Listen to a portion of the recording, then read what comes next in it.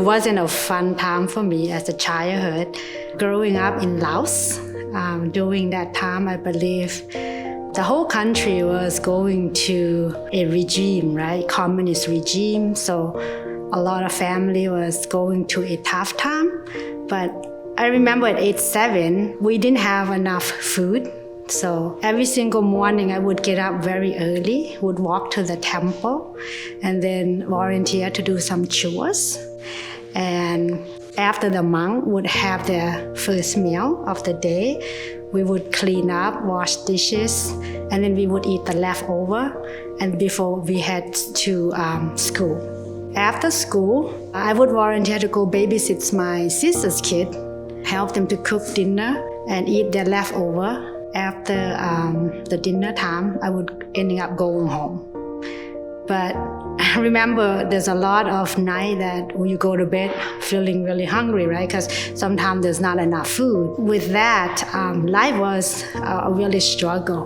But I think at the end of the day, you keep on fighting even with your struggle because you have so much love from your mom and your dad. But just a little bit about my family. My mom and my dad have 13 kids, and I am the youngest one of the 13. So after all the struggle, at age 9, my brother, he was a refugee. He escaped during the communist regime. He comes to Thailand, and then he stayed at the camp.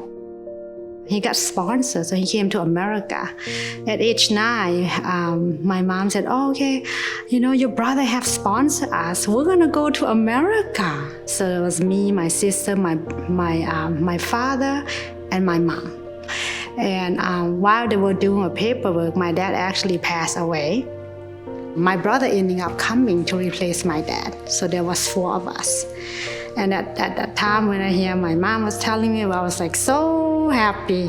I was like, and then they said, you know what, going to America is a land of opportunity. I keep imagining, I was like, you become like an angel. When you close your eye, whatever you want to eat, you will be able to eat. So it was really blessings. And then we ended up coming to America at the 1990s.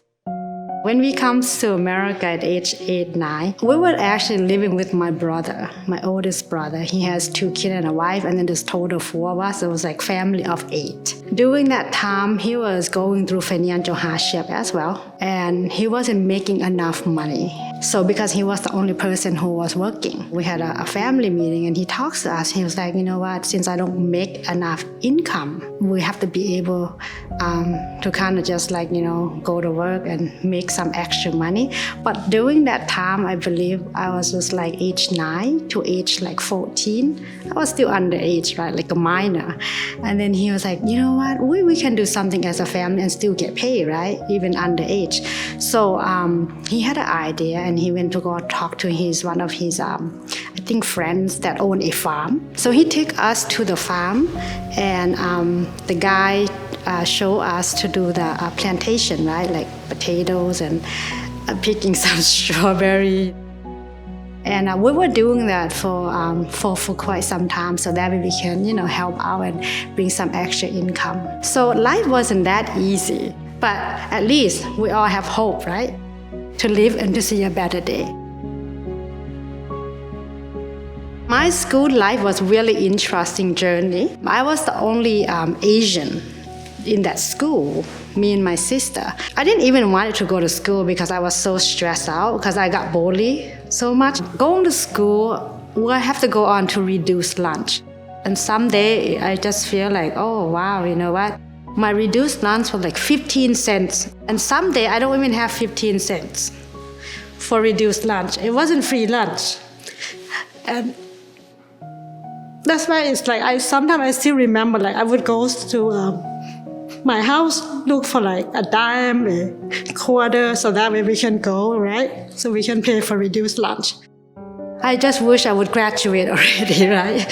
So, but we made it through, and it was almost like a nightmare. So after I managed to graduate, I didn't know what college was.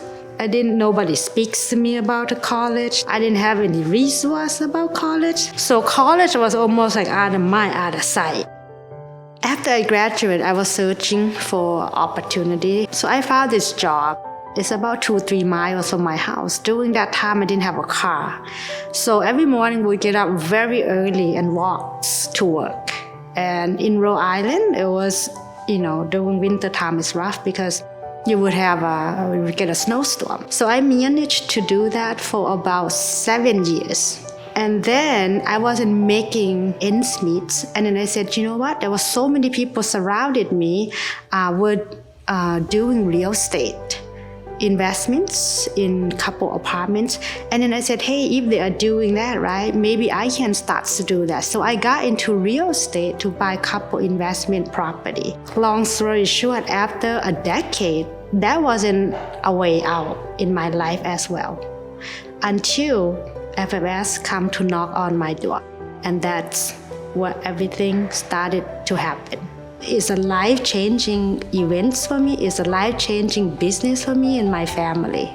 Where would I have been if the opportunity have not come my way? So that's why I want the whole world to know about it, and then they can decide for themselves. I'm thankful for the struggle, because without it, I would never stumble across my strength. When you have no option, we can only give it our best. And I truly believe that a lot of people that is out there, they have what I have.